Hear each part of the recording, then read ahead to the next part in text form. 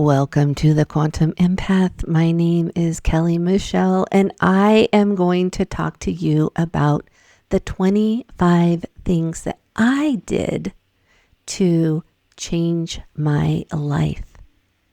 Back in 2020, when the world closed down, I was isolated and alone by myself for the first time, maybe in my adult life.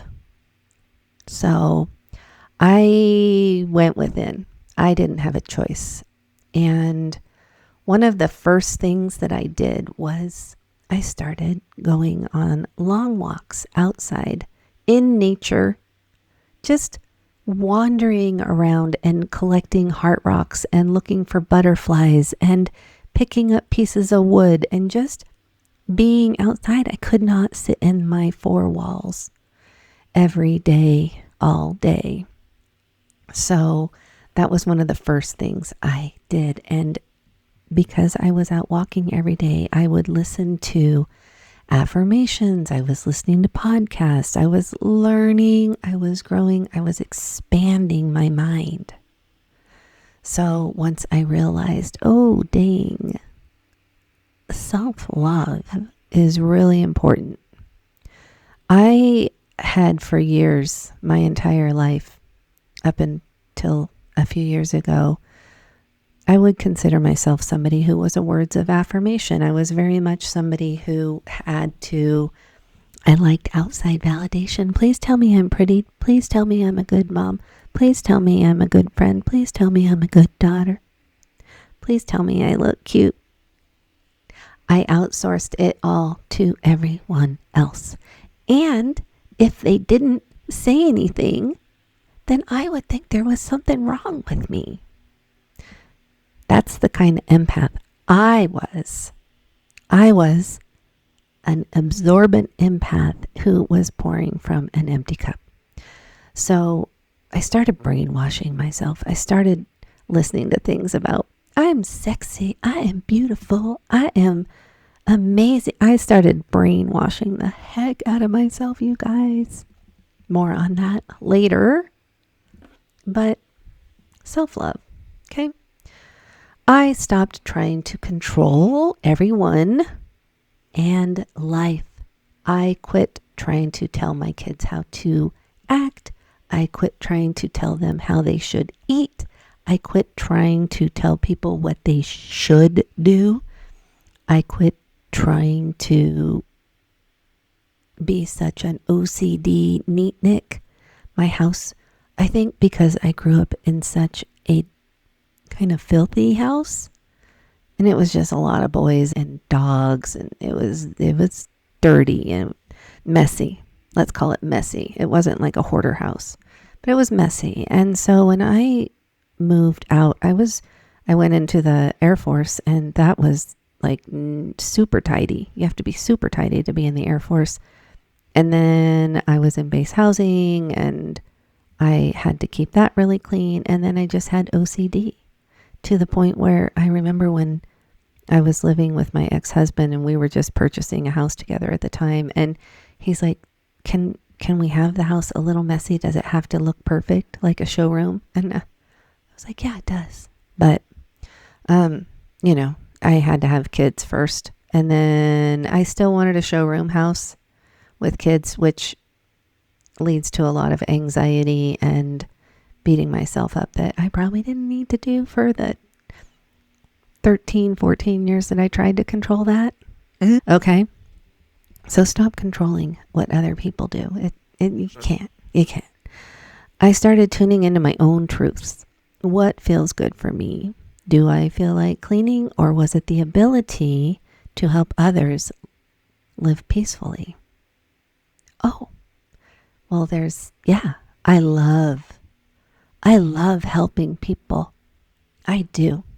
But did I love the up and down, the making the beds and doing the laundry and mopping the floors? I would get home from work and I was exhausted.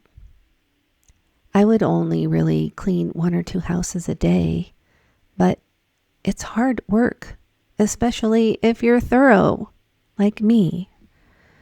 So I started deciding, hey, you know what? I love helping people and I love making people happy, but my clients were literally telling me about going to other places for Reiki and going to their marriage counselor and doing all this stuff. And I thought, why aren't they asking me? And then I realized, oh, they're paying me to clean their house. So people are going to pay you for the thing that you say you're an expert at, right?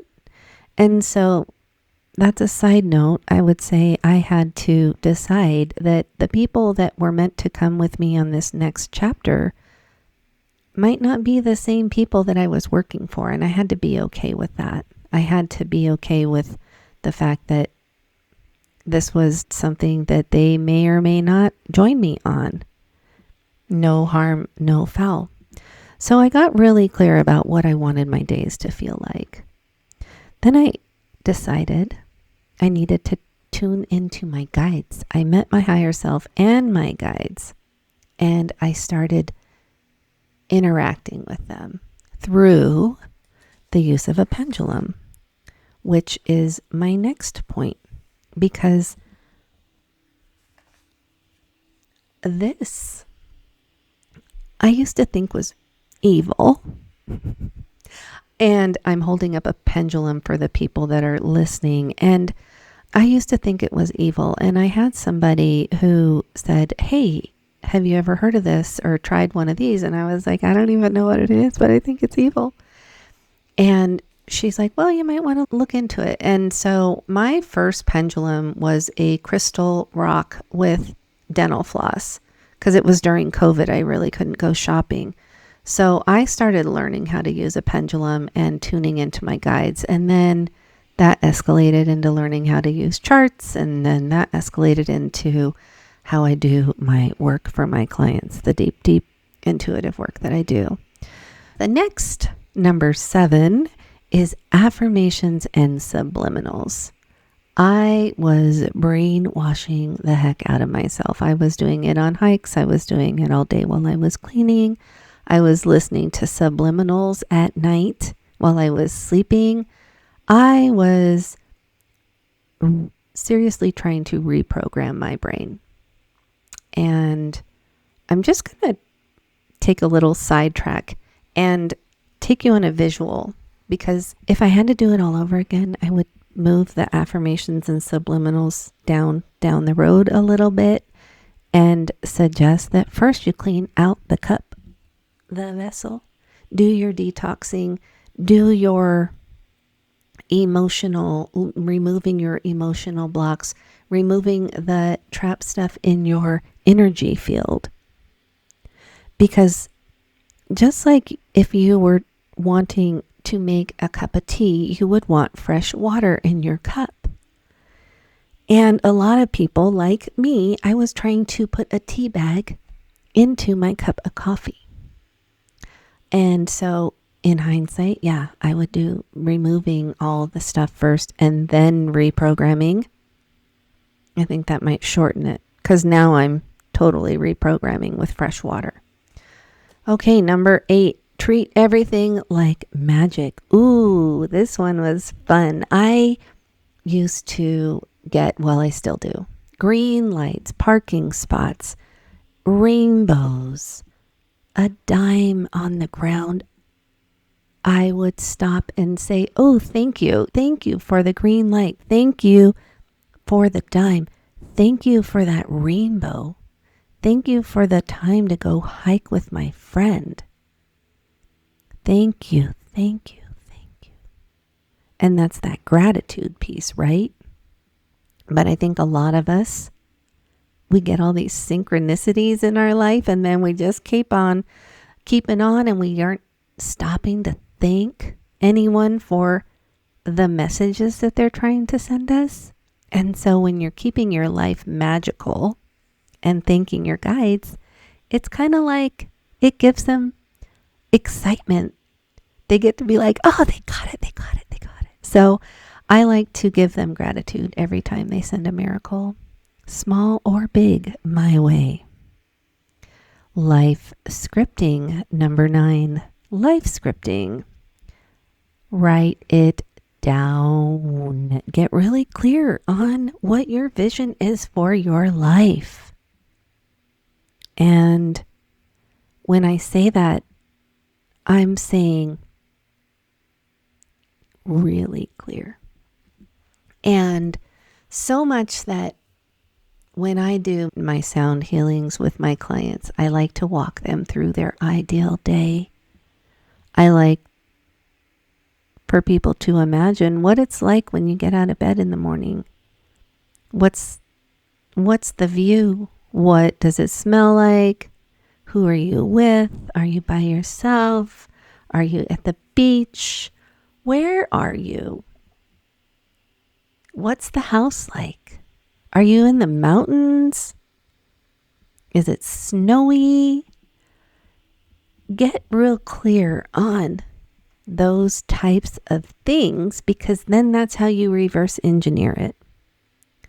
So if your ideal life is at the ocean and you're in the desert, is that your ideal life? How do you make a way to get to the ocean?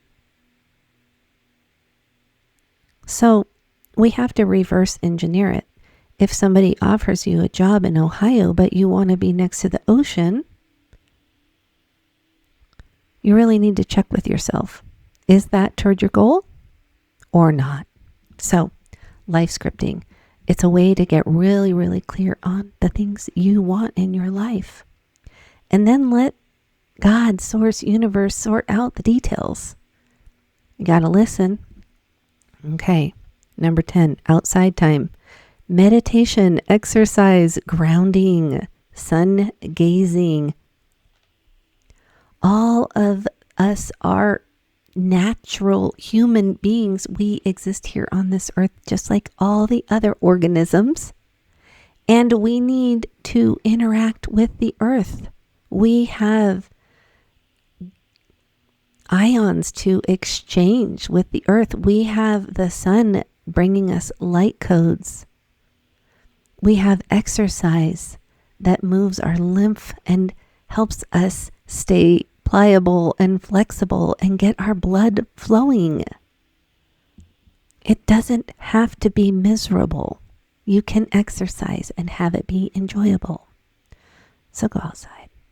If you're going to do your sun gazing, make sure you're doing that no later than an hour after sunrise, or an hour, or no sooner than an hour before sunset. That's when you're going to get the least intense, but with all the benefits. And then on that note, I'm just going to say I cut out fluoride a long time ago. I don't do that. Okay. Oh, this next one. 11. Read. Can you read? Maybe you listen to books. Maybe you love to read a book, but I think books are really important. And it's something that somebody has taken so much time and energy to research and put into words for us to wrap our tiny little brains around a concept. In their life's work, we are receiving knowledge. And knowledge is power.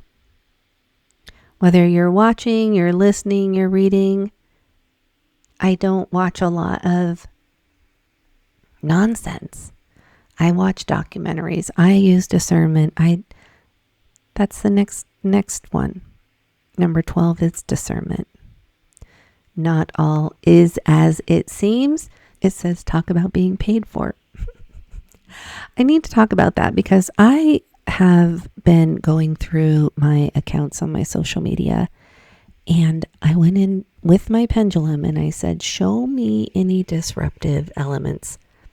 And I went through my following and I went through my followers. What did I find? People who paid for me to be following their accounts, and I immediately blocked them. And then people who were following me that had actual, like, they have no posts. They have maybe a couple pictures. They're fake as fake. I can see it. So block. Clean out your energetic closet. Use discernment. Okay, let's talk about taking chances. We all know the law of attraction is we can have the life of our dreams, but we can't just do it sitting on the couch. Okay, this is where most people get stuck because it's kind of a trap. Because unless you are super adventurous, which hopefully if you're watching this, you are, you're going to have to take some chances. And fortunately for me, I had a multi-millionaire client that I was cleaning for who was guiding me as her student, and she was my mentor, but she didn't charge me. She would just give me little tips now and then. And when I told her I was going to open my business, she said, you're going to want to fund that with your own money. And I was writing a business plan because I wanted to go out and get other people to fund my business. And she's like, why? Why would they do that? And I said, well, because I'm a nice person. And she's like, yeah, but they want a return on their investment. And I was like, but they will. And she's like, well, how do you know? It's not proven. And I was like, well, I don't know. Because this thing says it is. It's all in the plan. She was right. If I had borrowed money from other people, I would not be here right now. I would not be here right now because I would have just been playing with other people's money. I wouldn't have had to get out of my comfort zone and my fear of being seen and my ability to trust myself and listen to my intuition and know that I wrote this all down a long time ago. And then I started my podcast and I was like, I just want to do it in my bathrobe. So I'm not going to do video. I'm just going to do it in my bathrobe and give you guys the audio. Now I do both. I take a shower for you, you're welcome. Okay, the next one, number 14, is treating the kids as partners in the family.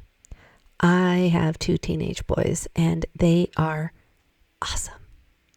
And it wasn't always like that. I didn't have the greatest parenting skills when they were little. And I was very much a pedestal parent. I thought I was better than them. I could just boss them around and tell them what to do and take out the trash and do this, do that, pick up your clothes, clean your room. And I guess those are all like things that we should teach our kids to do, but also they can think for themselves.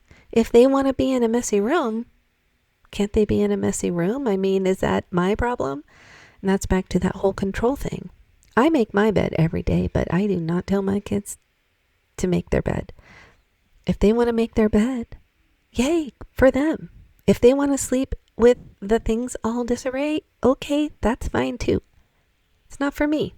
So we share chores around here, and it's a beautiful thing. The other day, my son said, oh, I'm going to go mow the lawn. I didn't ask him to do that. He just did. I take out the trash if it's full, but if somebody else sees it's full, they take it out. It's just beautiful and harmonious. I love it. Number 15, forgiveness. This was a big part of my journey. I had a lot of people who I was still holding resentment toward. A lot.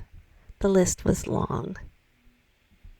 I had to write a letter or come to terms with the way that I was still holding grudges against people who weren't even alive anymore.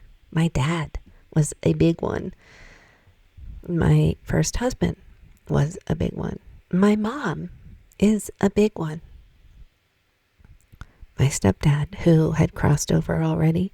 These are all people that I was holding resentment for in my body, in my heart, and my soul that I had to forgive and retell this story, and that's not to say that I went and apologized or forgave them face to face. It is something that we send out for ourselves. Okay. And with that, my 16th is knowing who my soul contracts are. I do soul contract readings, and by finding out who my soul contracts are and what they are, it makes the picture seem more clear. So knowing my mom is an ancestral soul contract. My brother was an ancestral soul contract. My best friend is a soulmate. My sweetheart is a twin flame. My son, my oldest son, is a healing soul contract. My younger son is an ancestral contract. Knowing what the contracts are can help us move on from the not so lovely things and maybe offer forgiveness, where if this person and you agreed before you came here to be the thing that offers you contrast in your life, then break the contract. Break the contract and forgive and move on. And it's a whole thing and we can go into it, but I haven't had a whole lot of luck talking about soul contracts. I feel like I get censored when I talk about them. So there's that. Okay. Number 17, removing emotional blocks, subconscious. Oh yeah, this is fun. I've been working with charts for about 4 to 5 years. I've been working with different charts, and I've curated over 100 charts that I look into for my clients. It's finding the emotional traps. It's finding things in the biofield. It's soul retrieval. It's recoding and updating your new software. It's deleting old software. So that's how I work with the egg and intention and helping my clients clear stuff from across all the different timelines. Okay, moving on. 18. Paying my bills with gratitude. Because I had my multimillionaire client who was a self-made multimillionaire, and she was very honest and open about that, she suggested I read the book A Happy Pocket Full of Money. And it's very quantum. It's very quantum. Let's just say it's a challenging read unless you've been studying the laws and you're ready to believe that money is energy and that it's a frequency, and all you have to do is match the frequency. And I don't know how to explain it except that when you are on the radio dial and your channel is playing lack, fear, victim, you're playing in a genre that's not gonna bring the same financial return as a genre of music that is singing about love and joy and peace and abundance. So we want to change our channel on the station, and I help people do that, and we're doing it. Number 19, surrender, faith, trust, and going with the flow. This is a Florence Scovel Shinn thing. In the book, she would have somebody who was needing money quickly, and a lot of money back in the day. And she would say, well, now take yourself out to a nice dinner and spend your last dime. And that sounds like the worst thing that we can do. But it's also one of the things that says, I trust that you will provide what I need, even when I release this into the world. And that's that whole currency, and it's supposed to flow. We're not supposed to grip it, which is what I was taught to do. Grip it, hold on to it. It's scary. Okay. Number 20, being playful, having fun. And what is fun for me I love the detective work. I love when I do a dowsing session with people and they're like, wow, how'd you know? I don't know. It's the Akashic records. It's all stored in the field. I tune into your higher self. And then sometimes things that show up on the charts I've never seen before. And then I don't know if I'll ever see them again. It's like they show up for the people and then I don't know, they disappear. Okay, number 21. Slowing down. Oh my goodness, this one was hard for me because I've been working since I was in 8th grade. I used to leave school, walk a couple miles to my mom's work that she worked in a lab, a little laboratory where they took blood and did urine samples and stuff. I cleaned the urine cups. I cleaned the little test tubes. They actually reused them in those days. Kind of gross, eh? But that's what I did. First job. So slowing down has been really challenging because for those of us who have been working our entire lives and we've been grinding our entire lives, it's really hard to just be.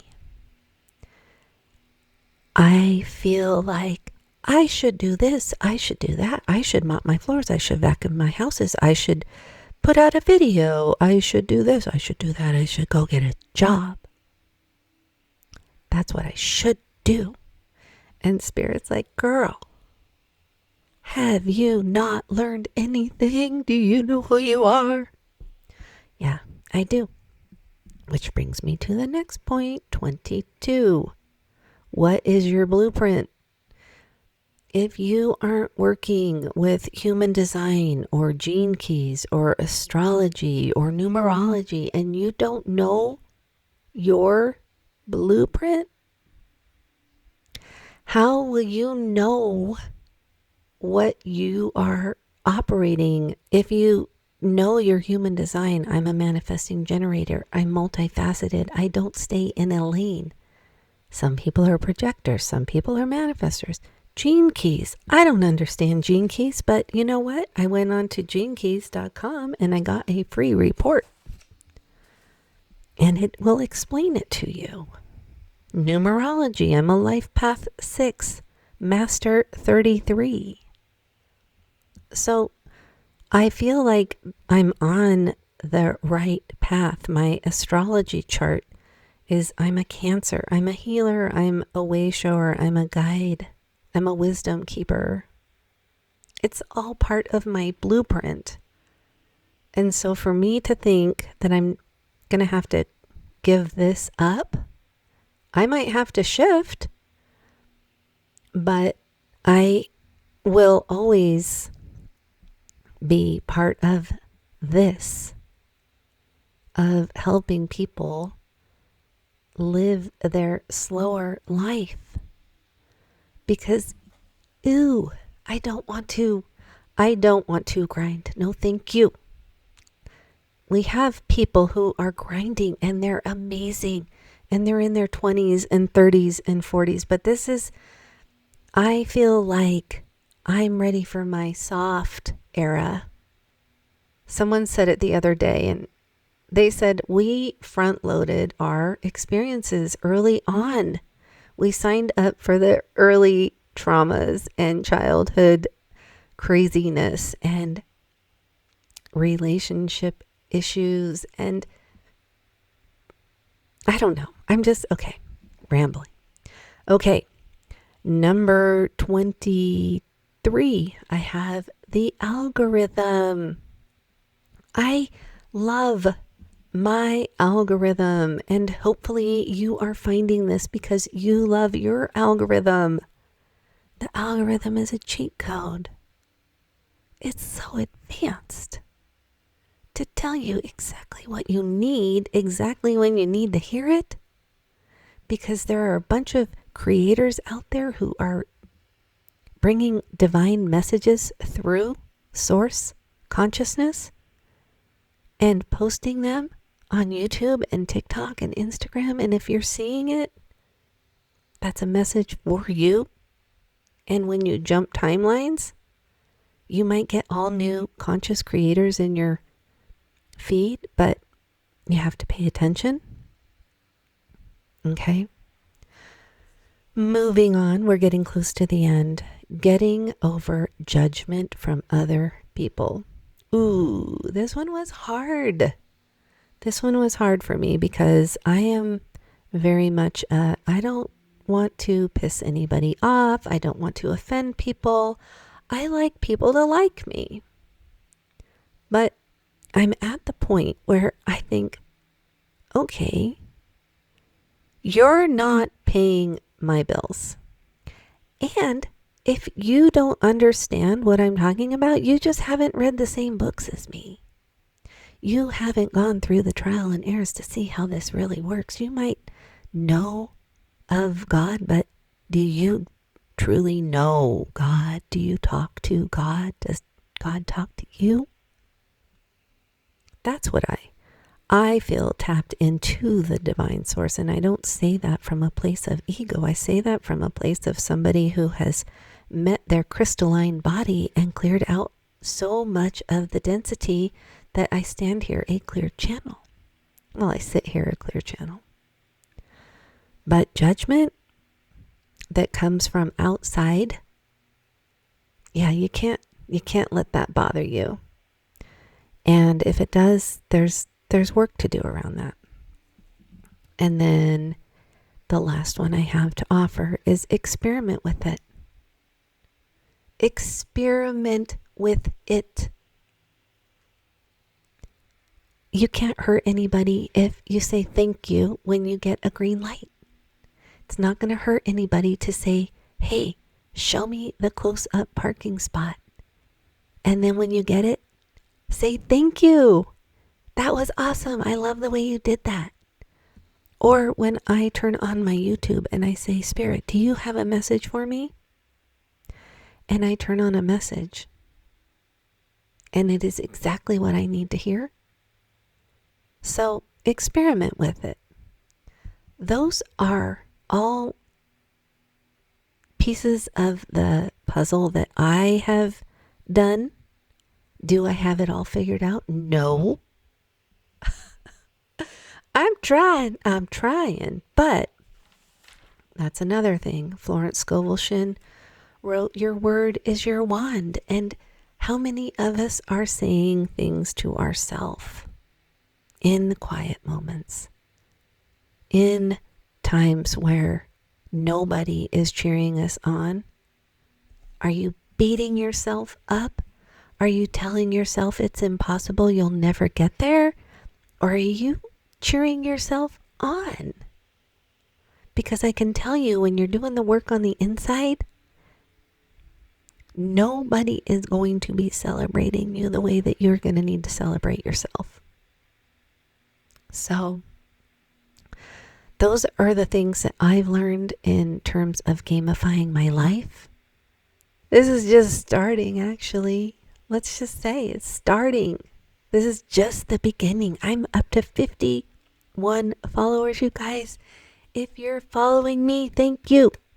I don't even like the word follower, but subscribe to my channel. Thank you for subscribing to my channel. It is free to subscribe. Isn't that cool? It is free to subscribe to my podcast and my YouTube. And I will sit here and I will talk to you all day long. Well, I won't, but you can go back through the other videos and watch those, and it'll probably take you about a day. So thank you for being here. I would love to know if you guys have any questions or areas where you want me to go in a little bit more. I will do my best to help. That's what I'm here for. I'm an experimenter. I'm a visionary. I am a founder. I'm an entrepreneur. And I am here to help you live your best life. If you like what I have to say and you want more information on how to work with me, you can go to staytunedsoultherapy.com.